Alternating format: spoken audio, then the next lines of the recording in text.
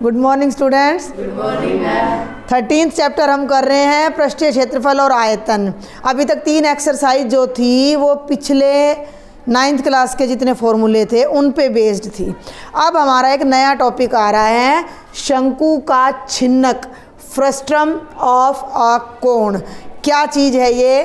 अगर आपको एक कोण दे दिया जाए और उसमें से मान लो यहाँ से काट दूँ, मैं काटूंगी तो नीचे भी ऐसे गोल बचेगा और ये ऊपर ऊपर का हिस्सा बच जाएगा। क्या चीज़ है ये? कहीं देखी है कभी इस तरह की? क्या देखा है? हाँ, बाल्टी। बाल्टी इसी तरह की, गिलास।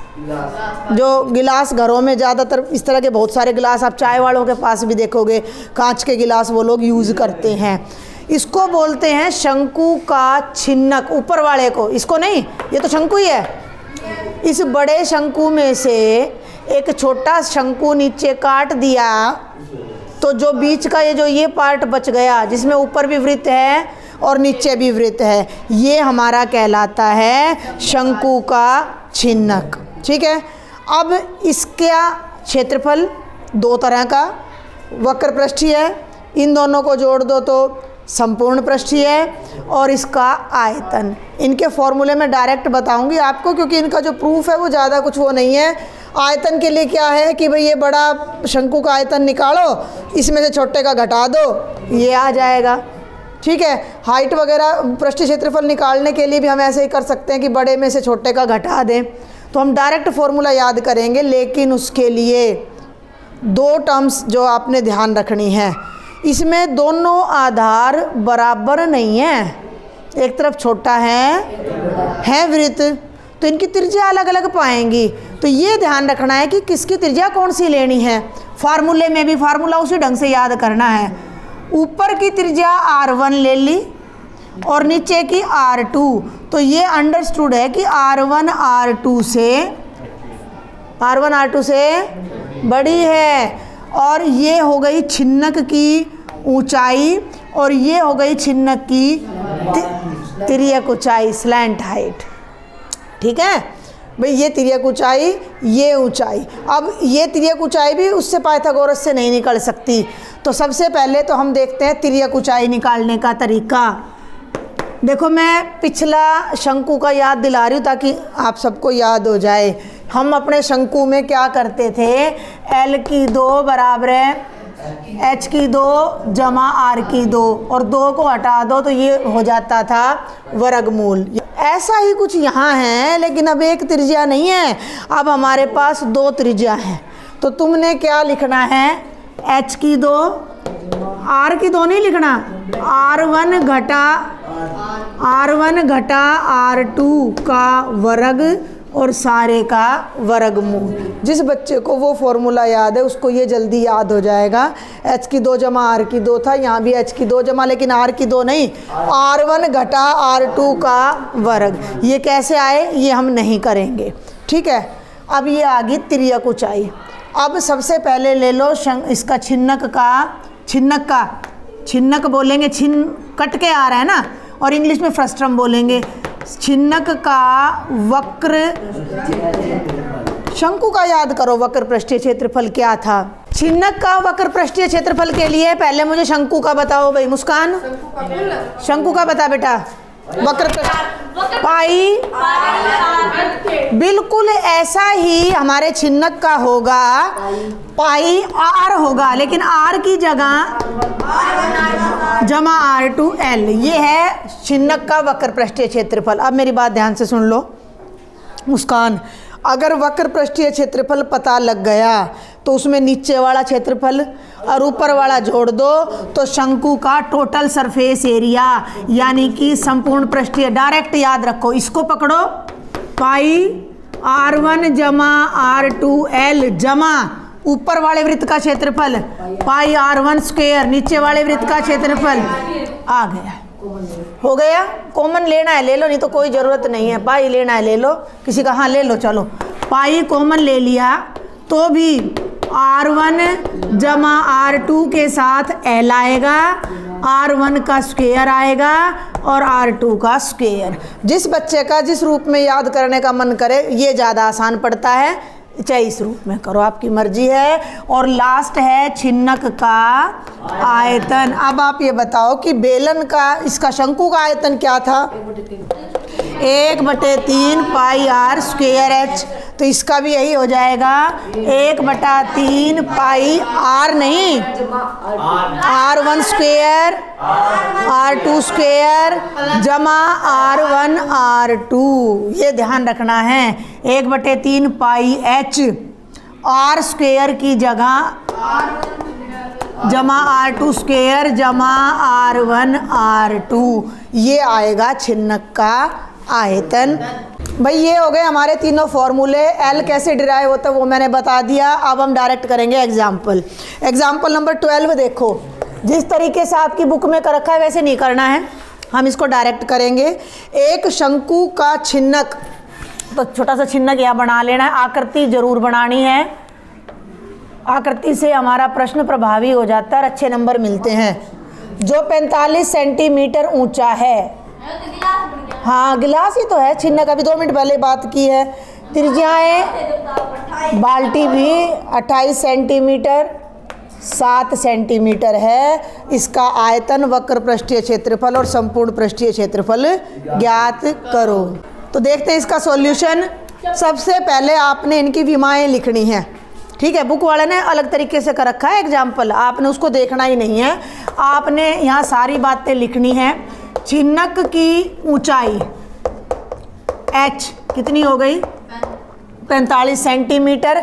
छिन्नक की त्रिज्या मत लिख देना भाई, आधार की त्रिज्याएं जो बड़ी है उसको क्या लोगे? R1 28 centimetre, R2। अब एक बात का ध्यान रखना, क्योंकि तीनों पूछे हैं और क्षेत्रफल है तो L जरूर चाहिए, तो पहले L निकाल लो। तो तिर्यक ऊंचाई, शाबाश, तिर्यक ऊंचाई L बराबर है, अभी तो formula, very good, R1 minus R2 का स्क्वायर का अंडर रूट h हो गया 45 का स्क्वायर, R1 घटा R2 यानी 28 घटा 7 का स्क्वायर का अंडर रूट। 45 का 20 25 20 25, 28 में से 21, 7 का 21 आएगा, 441 होता है 21 का। 5 और 1 6, 4 और 2 6, 4 और 2 2466। अब ये 2466 पूर्ण वर्ग नहीं है, पूर्ण वर्ग नहीं है तो अंडर रूट निकालना आना चाहिए लंबी विभाजन विधि से। 4 चौक 16, 5 5 25, 14 में से 6 गए 8, 66, 4 दूनी 8, 8 निम 72, 9 पे जा सकता है तो 9 निम 81, 8 9 8 72 और है बेटा 5 पंजे सेम पे जाता है, 5 पंजे 25 नहीं जाएगा। 6 में से 1 गया 5, 6.00, ऊपर से उतार लो 0 0, 49 दूनी 98, 9 7 63, यहाँ 7 लगाया, 7 7 49, हासिल पाई 4, 7 8 56 और 4 60, 6 7 निम 63 और 6 69 जो कि बड़ा हो गया। तो अब ये 7 पे नहीं जा रहा, 6 पे जा रहा है, ठीक है। तो ये 6 पे जाएगा, 6 6 36, 3 6 48 और 3 51, 5 6 निम 54 और 5 59 और इसको हल कर लेना, ये आ जाएगा 49.65। पेपर में कोई कैलकुलेटर अलाउड नहीं है और भाई पेपर में कोई फ़ोन अलाउड नहीं है। वेरी गुड, बिल्कुल मेरे मुंह की बात छीन ली। तो ये तुम्हें आना चाहिए निकालना। ये आ गई तिर्यक ऊंचाई। अब आगे आ जाओ। अब हमारे सारे फार्मूले हमारे आँख के सामने हैं, फटाफट निकाल देते, इधर ही ध्यान दे लो। सबसे पहले ले लो छिन्नक का वक्र पृष्ठीय क्षेत्रफल, पाई की जगह 22/7, R1 जमा R2 28 और 7 35 और गुणा 49.65। देखो 7 पंजे 35, 22 पंजे 110 गुणा, वो लिख दिया मैंने वहाँ पे पेपर में सॉल्यूशन में फेयर नोटबुक में फार्मूला लिखना है। मैंने तो पहले लिख रखा था इसलिए छोड़ दिया है। अब ये गुणा आपको आनी चाहिए।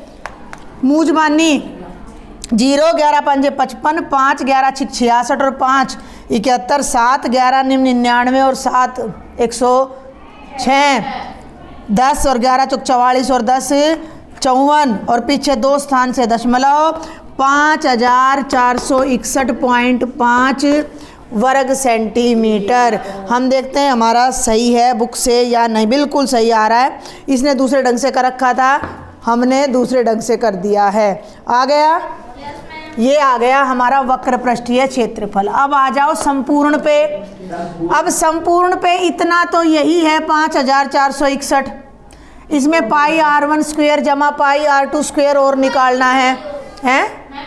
हाँ हाँ हाँ, इसकी जगह देखो अब ये फार्मूला है, इसकी जगह तो लिख दो 5461.5 जमा 22/7 गुणा 28 का वर्ग। ठीक है भाई, तो 28 गुणा 28 आ गया और जमा 22/7 गुणा 7 का वर्ग। 7 से 7 कट गया और 7 चौक 28। अब ये कर लेना अपना जमा घटा गुणा भाग।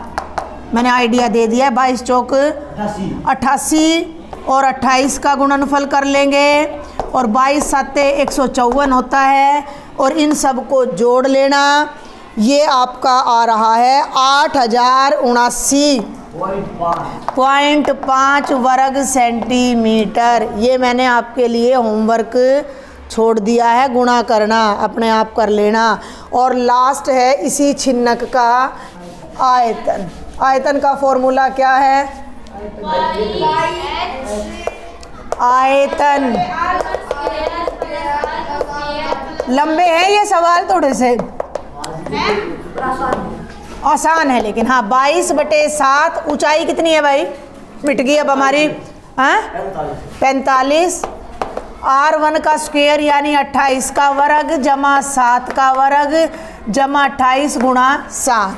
अब थोड़ी सी जमा घटा गुणा भाग आनी चाहिए, वो तो ज़रूरी है। 10वीं में बच्चा पढ़ रहा है तो जमा घटा गुणा भाग भी नहीं आ रही। तो अब देखो 22 को 45 से कर दो। 22 5 110, 11 22 चौक 88 और 11 990/7।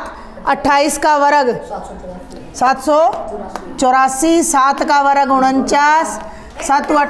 हाँ बहुत अच्छे बच्चे हैं मेरे, पहले गुणा कर रखे 196। इनका जोड़ भी कर दो फटाफट से। चलो 9 और 4 13 और 6 19, 1 9 और 1 10 और 4 14, 14 और 8 22, 2 2 और 1 3 और 7 और 3 10, 1029। चेक कर लो ठीक पाएगा मेरा। इसको इससे काट के देख लो कटता है तो। 7 नहीं कटेगा।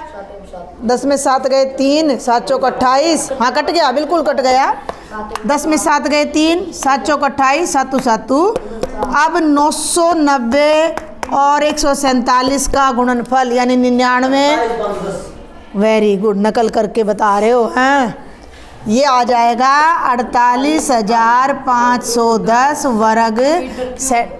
ओहो वेरी गुड, सेंटीमीटर क्यूब।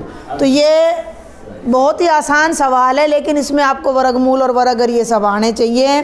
तो ये छिन्नक की छोटी सी इंट्रोडक्शन थी, एक एग्जाम्पल था। बाकी एग्जाम्पल क्वेश्चन अगले लेक्चर में करेंगे।